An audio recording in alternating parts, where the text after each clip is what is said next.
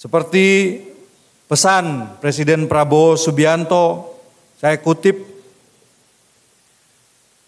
that prosperity can only come from peace. Peace comes from understanding, and understanding comes from engagement and negotiation. Visi Presiden Prabowo tersebut berangkat dari keyakinan bahwa perdamaian hanya akan bisa tercipta jika kita bekerja sama. Dunia tidak membutuhkan lebih banyak perpecahan dan rivalitas.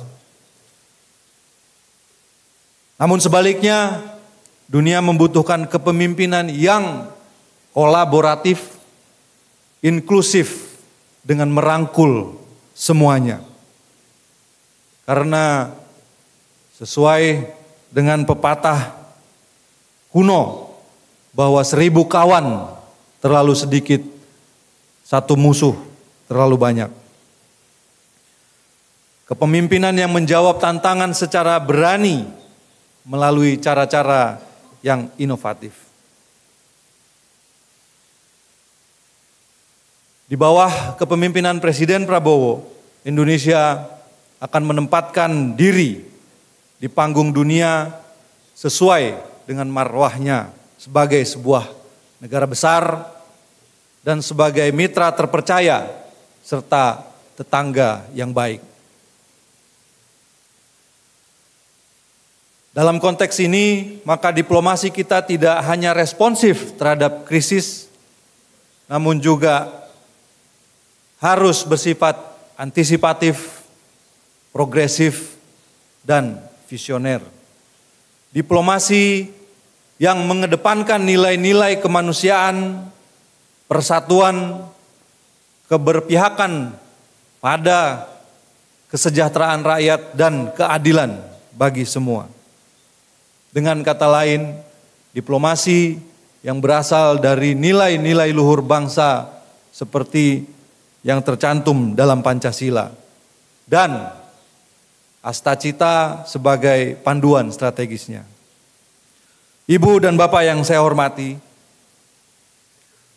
langkah-langkah konkret dan berani telah dan akan diwujudkan melalui diplomasi aktif yang dipimpin oleh Presiden Prabowo.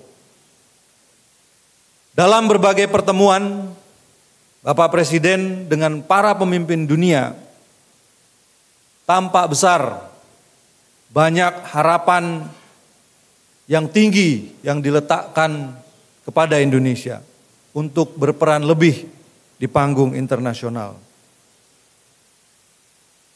Seperti kita ketahui bersama,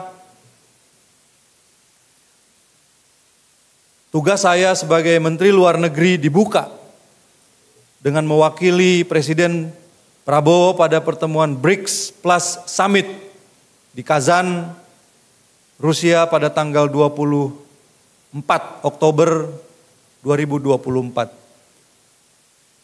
Di mana di sana Indonesia menyatakan keinginannya untuk bergabung dan masuk menjadi anggota penuh BRICS.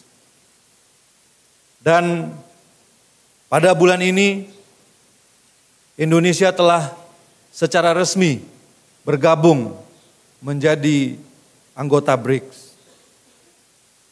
Dalam kurun waktu kurang dari 3 bulan,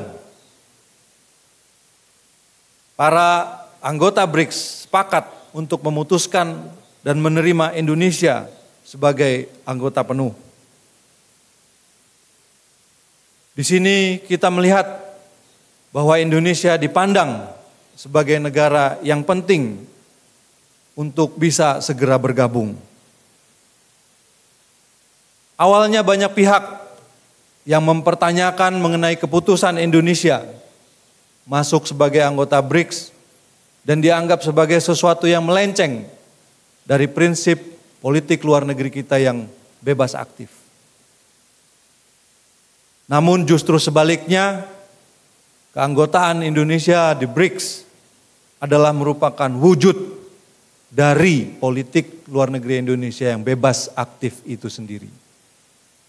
Karena keputusan ini bukanlah merupakan hasil kerja semalam, melainkan buah dari kiprah, konsistensi dan keteguhan diplomasi Indonesia selama puluhan tahun. Sebagai anggota BRICS, Indonesia akan memastikan untuk menjembatani kepentingan negara-negara berkembang dan kawasan Indo-Pasifik. Dan akan terus aktif mencegah meruncingnya persaingan geoekonomi dan geopolitik. Keanggotaan Indonesia di dalam BRICS bukanlah merupakan sesuatu kebijakan yang terisolir. Sebelumnya kita juga aktif di kelompok multilateral yang lain, seperti G20, APEC, IPEF, MIKTA, dan CPTPP. Dan sekarang kita sedang dalam tahap aksesi sebagai anggota OECD. Oleh karena itu, sekali lagi bergabungnya Indonesia dalam BRICS merupakan sebuah wujud dari pelaksanaan politik luar negeri Indonesia yang bebas aktif.